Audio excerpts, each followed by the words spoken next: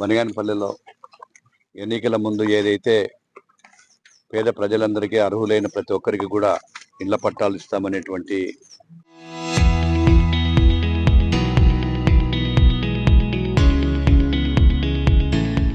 ఆ రోజు ప్రామిస్ చేయడం జరిగింది, వాగ్దానం చేయడం జరిగింది.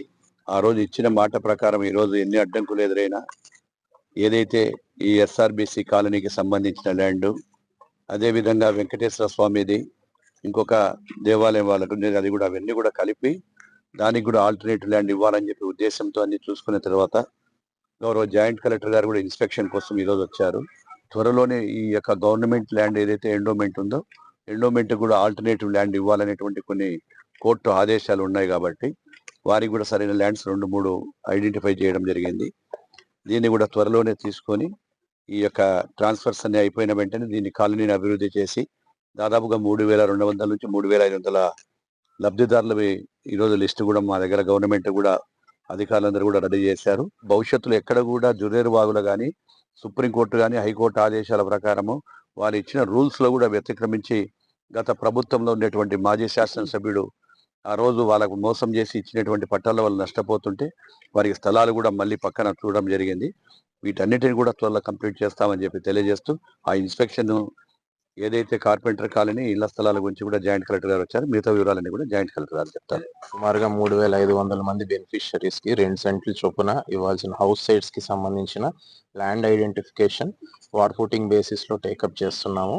ఇక్కడ సుమారుగా ఈ 3,500 బెనిఫిషరీస్ కావాల్సిన ల్యాండ్ రెవెన్యూ ల్యాండ్, దానికి తోడుగా కొంత ఎండోమెంట్ ల్యాండ్ కూడా వాళ్ళకి ప్రత్యేకమైన ల్యాండ్ చూపిస్తూ వాళ్ళ కన్సెంట్ తో ల్యాండ్ కూడా స్వాధీనపరచుకోవడానికి వార్ ఫుటింగ్ బేసిస్ లో అటెంప్ట్స్ అనేవి జరుగుతున్నాయి. త్వరలోనే ల్యాండ్ అంతా కూడా కాంపాక్ట్ బ్లాక్ గా ఐడెంటిఫై చేసుకుని ఈ బెనిఫిషరీస్ హౌస్ సెట్స్ అనేది కేటాయించడం జరుగుతుంది. సెకండ్లీ, జిడ్రేర్ వాగుకి సంబంధించి ఏదైతే వాగు పోరంబోకు ల్యాండ్ ఏదైతే ఉందో ఆ వాగు పోరంబోకులో ఉన్న ఎంక్రోచ్మెంట్స్ అన్ని కూడా రెస్టోర్ చేసుకుని ఏ విధంగా దాన్ని డెవలప్ చేయొచ్చు అనేది ఇప్పుడు నెక్స్ట్ ఇన్స్పెక్ట్ చేయబోతున్నాము.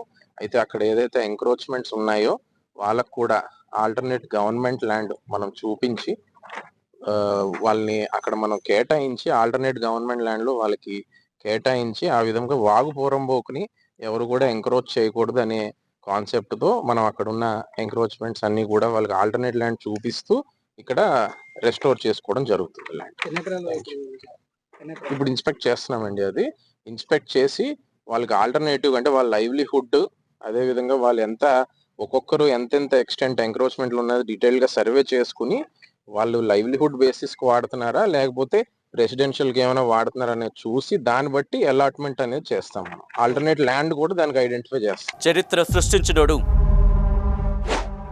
ఇప్పుడు ఆ చరిత్రని తిరగరాయబోతున్నాడు. అబద్ధాల గోడల్ని బద్దల కొట్టి నిజాలను రాగా మీ ముందుంచబోతున్నాడు.